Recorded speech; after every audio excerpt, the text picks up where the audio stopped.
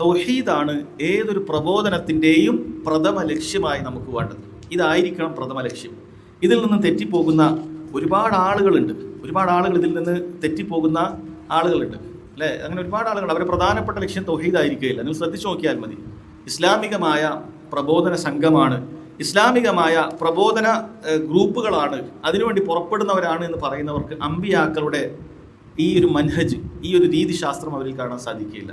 അതായത് അവരാദ്യം പറയുന്നത് അനിഅ്ബുദുല്ലാ എന്ന് പറഞ്ഞാൽ എന്താണ് അതിൻ്റെ അർത്ഥം? നമ്മൾ നേരത്തെ മനസ്സിലാക്കി.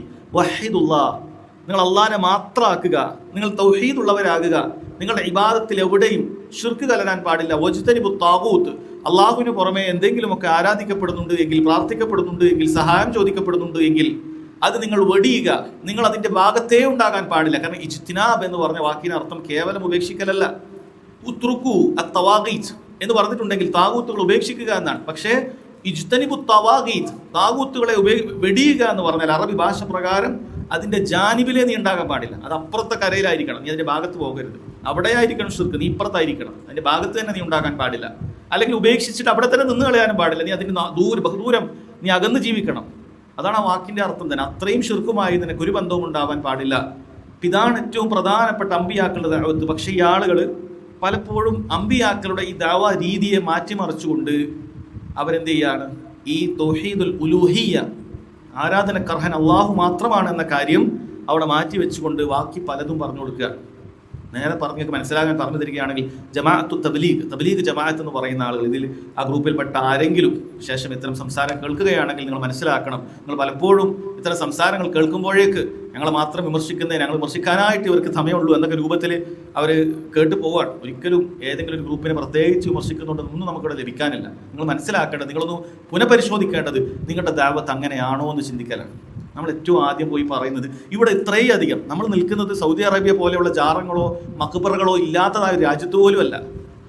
ഓരോ ജില്ലകളിലും ഇഷ്ടക്കണക്കിനോ ആയിരക്കണക്കിന് ദർഗകൾ ചിലപ്പോൾ നമ്മുടെ നാടുകളിൽ മൊത്തത്തിൽ എടുത്തു നോക്കിയാൽ ഉണ്ടാകും. ഓരോ ജില്ലകളിൽ നമ്മൾ എടുത്തു നോക്കിയാൽ ഇനി ഈ പറയുന്ന പ്രസ്ഥാനം അത് ഇന്ത്യ മൊത്തമായുള്ളതാണ്. എത്രയുണ്ടാകും? ഒരുപാട് ദർഗകളും ജാറകളും ഉള്ള സ്ഥലമാണ്. ഇങ്ങനെയുള്ള ഈ സ്ഥലത്ത് ഇത്രയും അധികം ആളുകൾ തൗഹീദിൽ നിന്നും വ്യതിചലിച്ച് ജീവിക്കുമ്പോൾ ആദ്യം നമ്മൾ അവരോട് പോയി പറയേണ്ടത് നിങ്ങളെല്ലാവരും മസ്ജിദിലേക്ക് വരും, നിസ്കരിക്കണം എന്നത് മാത്രമാണോ? ഈ പറയുന്ന ശിർക്കൻ പ്രവർത്തനങ്ങൾ, ജാറങ്ങൾ കൊടികുത്തുന്ന സ്ഥലങ്ങളിൽ പോലും പലപ്പോഴും ഇവർ ഈ കാര്യം ആദ്യം പറയുന്നില്ല. അതിന് ലക്ഷ്യമായി അവർ മനസ്സിലാക്കുന്നത് ഒരു ഹിക്മത്താണ്. നമ്മൾ ആദ്യം അത് പറഞ്ഞാൽ തെറ്റിപ്പോകുമെന്നാണ്.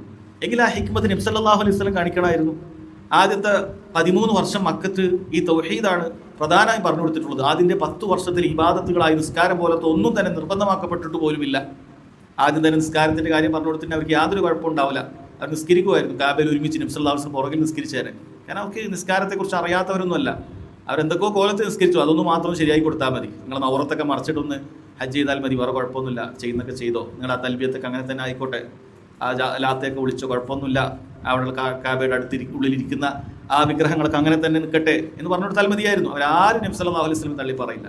പക്ഷെ അവിടെ നിന്ന് ആദ്യം പറഞ്ഞത് ഈ കാര്യം എന്തുകൊണ്ടാണ്? കാരണം ഇത് ശരിയാവാതെ ബാക്കി എന്ത് പറഞ്ഞിട്ടും യാതൊരു കാര്യവുമില്ല.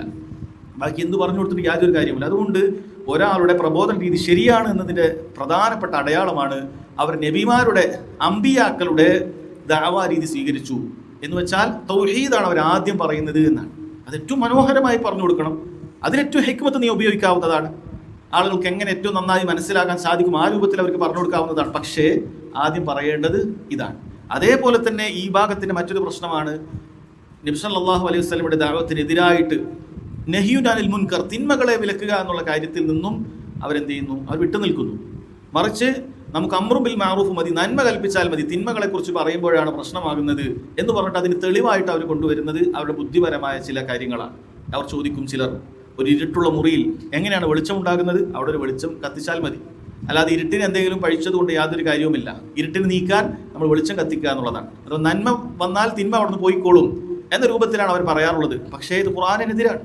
അല്ലാഹു സുബ്ഹാനഹു വ തആല പറഞ്ഞിട്ടുള്ളത് നിങ്ങളിൽ നിന്നും ഒരു വിഭാഗം ഉണ്ടാകട്ടെ, വൽതകും മിൻകും ഉമ്മ യദ്ഊന ഇലൽ ഖൈരി വയഅ്മുറൂന ബിൽ മഅറൂഫി വയൻഹൗന അനിൽ മുൻകർ, നന്മയിലേക്ക് ക്ഷണിക്കുന്ന ആളുകൾ, നന്മ കൽപ്പിക്കുകയും തിന്മ വിരോധിക്കുകയും ചെയ്യുന്ന ഒരു വിഭാഗം നിങ്ങളിൽ നിന്നും ഉണ്ടാകട്ടെ എന്നാണ് അല്ലാഹു സുബ്ഹാനഹു വ തആല പറഞ്ഞിട്ടുള്ളത്. തിന്മയെ വിരോധിക്കുക തന്നെ വേണം, തിന്മ വിരോധിക്കാതെ നന്മ മാത്രം പറഞ്ഞ് രക്ഷപ്പെടാം എന്ന് പറയുന്നത് ശരിയല്ല. പലപ്പോഴും ആളുകൾ ഇത് സ്വീകരിക്കുമോ എന്ന പേടിയാൽ ആളുകൾ ഇത്തരം ദഅവത്ത് ഒഴിവാക്കുകയാണ്. അല്ലെങ്കിൽ നമ്മുടെ ആളുകൾ കുറഞ്ഞു പോകും.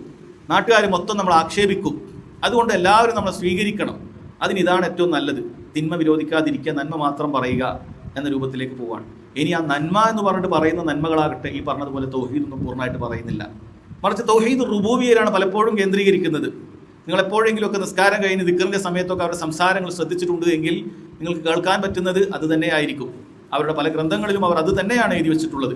അഥവാ അള്ളാഹു സുബ്ഹാനഹു വ തആലയുടെ റുബൂബിയത്തിനെ കുറിച്ച് ആളുകൾക്ക് ഇങ്ങനെ പറഞ്ഞു കൊടുക്കും. അള്ളാഹുവാണ് നമുക്ക് കച്ചവടം നന്നാക്കി തരുന്നവൻ, അള്ളാഹുവാണ് റിസ്ക് നൽകുന്നവൻ, ഈ കാര്യങ്ങൾ മാത്രം പറയും. എന്നിട്ട് അതിനുശേഷം അതുകൊണ്ട് നമ്മുടെ പ്രാർത്ഥനകളും സഹായതട്ടങ്ങളും മുഴുവനും ആ റബ്ബിന് മാത്രമേ നൽകാവൂ.